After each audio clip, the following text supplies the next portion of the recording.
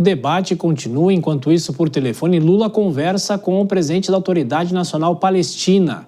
De Brasília, André Anelli agora aqui com a gente, meio à criação do Conselho de Paz. O brasileiro pode ser um nome importante para o cessar-fogo naquela região? Bem-vindo, André. Boa noite para você. É isso mesmo, Tiago. Muito boa noite a você também e a todos aqui no Jornal Jovem Pan.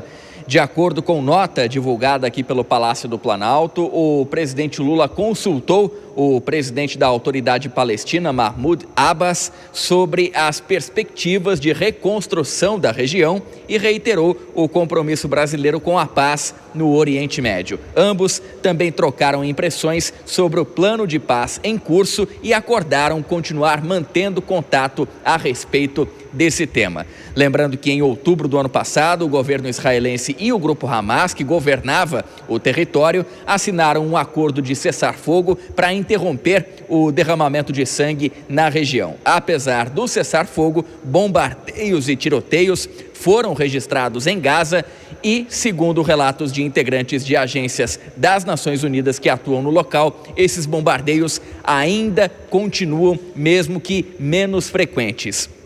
A manutenção desse ambiente, que é considerado bélico ainda, é que tem levado, então, as autoridades mundiais a buscarem uma solução permanente para o conflito. O chamado Conselho da Paz, proposto pelo presidente norte-americano Donald Trump para pacificar e reconstruir Gaza, teve o presidente Lula como um dos cerca de 60 chefes de Estado e líderes internacionais convidados a compor o colegiado, mas ainda não houve nenhum tipo de manifestação do Itamaraty sobre esse convite.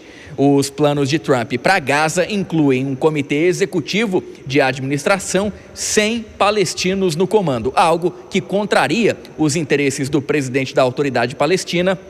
Ele que já falou em ocasiões anteriores que esse plano de paz só poderia ser duradouro se garantisse a soberania palestina em relação ao território. O Palácio do Planalto não informou se Lula e Mahmoud Abbas comentaram sobre essa proposta norte-americana ou se acabaram não comentando, Tiago. É isso, então a informação oficial, por enquanto não há esse detalhe. O André Anelli volta em instantes para falar sobre a discussão do caso Master no Congresso. Vou chamar os nossos comentaristas. Agora chegando por aqui também, Nelson Kobayashi, nosso onipresente Koba, Denise Campos de Toledo e Dora Kramer. Começo por você agora, Kobayashi, nesse nosso giro aqui. Primeiro, boa noite, bem-vindo. Essa história do presidente dos Estados Unidos criar esse Conselho da Paz não é uma forma de se antagonizar à própria ONU? Sim, e de ser o grande protagonista das relações mundiais, né? Boa noite, Tiago, Dora Kramer, Denise, todos que nos acompanham aqui agora no Jornal Jovem Pan. E, Tiago, a gente tem a situação do presidente agora lançando este projeto de um bloco da paz para ele ser o grande líder, é claro que como uma medida de cutucar, de diminuir, de desprestigiar os outros organismos já fundados e já existentes. É claro que a ONU perdeu muita relevância nos últimos anos e dificilmente vai ter qualquer tipo de decisão que possa impactar a geopolítica internacional, justamente porque os principais atores dos conflitos mundiais são membros do Conselho de Segurança da ONU e com poder de veto. Estados Unidos, Rússia, China, a França, o Reino Unido, enfim.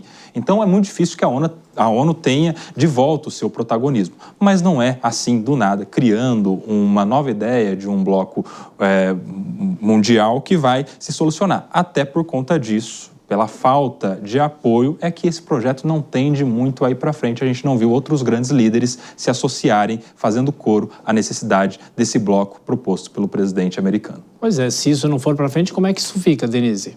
Olha, pode ser uma organização paralela, uma tentativa de Trump, porque a gente percebe pelos planos dele, inclusive ele já houve a divisão total da faixa de Gaza, o mapeamento, e ele voltou a falar de polos turísticos na região, de arranha-céus, da área portuária, de uma área residencial. Então, tem todo um plano imobiliário para a faixa de Gaza, tentando até garantir resultados financeiros depois, mas sem levar muito em conta as próprias condições do país. Eu não falo agora, aliás, não é um país, né, da faixa de Gaza, que foi totalmente quase destruído pelos bombardeios, pelo período de guerra, mas a aspiração da população local, né? A reconstrução das residências, da forma como eles viviam, né? Todos os estabelecimentos comerciais. Então, lembra muito, lá atrás, ainda quando havia o conflito, uma imagem criada por inteligência artificial em que Trump estava no resort, exatamente na faixa de Gaza, de uma das fases piores do conflito, e agora ele volta a falar dessa zona de